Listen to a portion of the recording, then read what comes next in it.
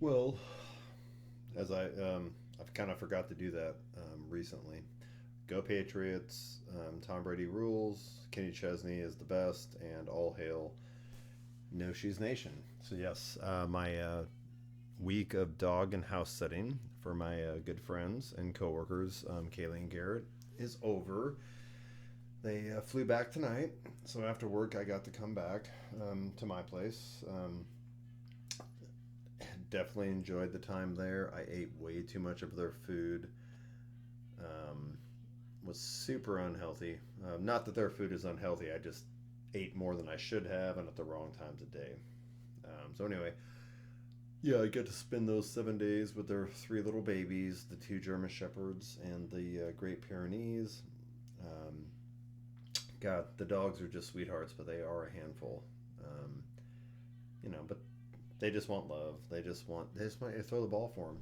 I mean, except for Chief, and Chief just wants to get petted. So, but Garrett and Kaylee got to spend a week down in Slow, San Luis Obispo, um, with Garrett's family, I believe. And it sounds like it was a good trip. So happy I could help with that. Um, Settling in, hauled my stuff back this morning. Um, well, it's kind of just unloaded it, put it in the room, and then had to get ready for work.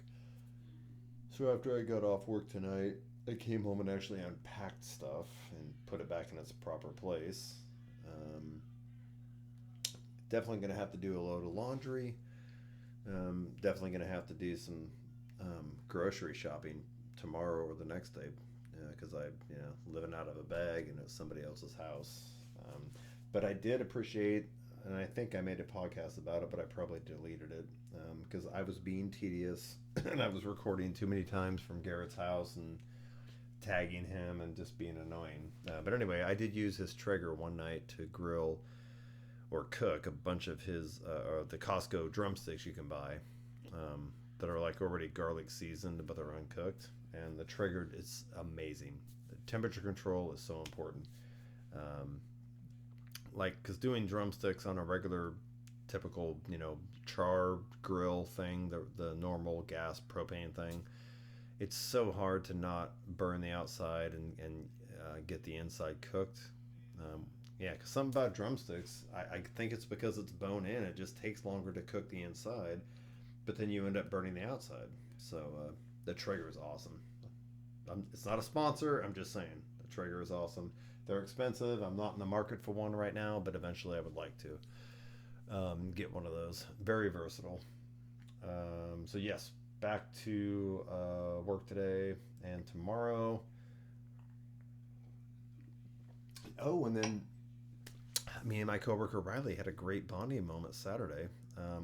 Because we both closed, and then my friend Sparrow, who I've done several podcasts with, because her and her writing partner Frank, they have just released an album of original music.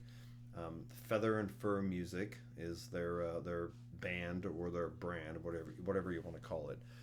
Featherandfurmusic.com. They're on the streaming platforms, Spotify, I'm assuming iTunes, Apple Music, wherever else you find your music. But Sparrow was doing a little solo acoustic set at I think it's called the Coast to Coast Fish House, and it's literally across the parking lot from my Costco, um, right next to Qdoba. Um, so me and Riley closed the tire shop on Saturday at 7, and we went over there and were able to catch the last half of her set, and it was totally spontaneous. But we walked in, and of course I'm Ken, so she spontaneously decided to perform a song from the Barbie movie. It wasn't the "I'm Just Ken" song; it was a different one. And she was calling me out and making fun of me, and everybody loved it. And then one of the original songs that her and Frank wrote, and also put on their new album, is called "Runaway," in parentheses for Riley. So Runaway for Riley, because the song was inspired by a little girl that was at one of her shows like a couple of years ago. And at the end of her set, I believe the story is the little girl brought her up like a piece of paper or a napkin with like a phrase or maybe a full sentence, and gave it to Sparrow and said, "Can you write a song with this using these lyrics?" And Sparrow actually did. So she named it Runaway, and it's for Riley because the name of the girl was Riley. But then I was sitting there with my friend Riley in the tire shop, who's a guy. So she was like, "Hey, since I have a Riley here, I'm gonna play this song." So it was really serendipitous. Is that the word I'm looking for? It's really cool. Um, Great crowd there, and everybody was enjoying the kind of the banter back and forth and the spontaneousness of the moment. So that was super awesome. Me and Riley were able to talk and and share some things. We went off. We started at work that day, but then we also talked about it later, where we both had the same affliction. Me and Riley both have the same condition, if you want to call it that, and I don't think there's a cure for it. Um, we both we both take things too far. We are always looking for the punchline. We have a comedian's brain, even though we're not comedians, obviously, but we get excited about stuff and inspired, and we're always looking for the joke and the punchline. So once we find something, we grab onto it and we take it too far. And Riley's wife, poor Amelia, has to deal with it. My wife, poor Pam, has to deal with it. They just know we're going to take it too far. So it was a running joke, like ever since then. We're like, God, what's wrong with us, dude? We just keep doing this. We take things too far. Um, like the poor Riz thing that my awesome coworker Elena, unfortunately for her, she mentioned Riz, which apparently that's part of the lexicon. The kids are using that word now, but I don't know what I didn't know what it meant at the time. She explained it to me, and then of course I took it too far and just kept doing Riz references. Um, so yes, it was really cool talking to Riley about it because we both have the same, I guess you could say, like juvenile, adolescent brain. Although I don't think I think that's not giving it the proper credence. It's just the way our brains work, and we are always looking to the lighter side of things, and always looking to make jokes. And what's important is when you're making jokes, though, is and ball busting, or if you want to call it that, not even ball busting, because you put a positive spin on it. It's not about insulting. It's about fun and lightheartedness and uplifting, um, as you're hitting the punchline. But the punchline should always be positive, and so I don't know. I'm sure Amelia and Pam would disagree that our punchlines are always positive, but come on, it could happen.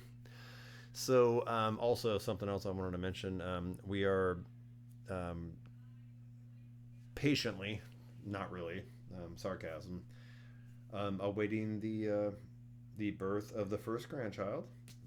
Haley and Steven are, just it could happen anytime. I think she's right on her due date. um, but from what I understand, with their latest doctor appointment, if the grandchild doesn't come within the next couple days, they're probably just going to schedule it to induce because she's right on her due date or a little bit past. So happy, happy, joy, joy. First grandbaby on the way, and then within like a month, literally like a month, second grandbaby from Alex and her Steven is also going to be due. Maybe on my birthday. That would be hilarious. So yeah, lots of super exciting, very exciting things happening. So uh, that's it for my video diary tonight. Um,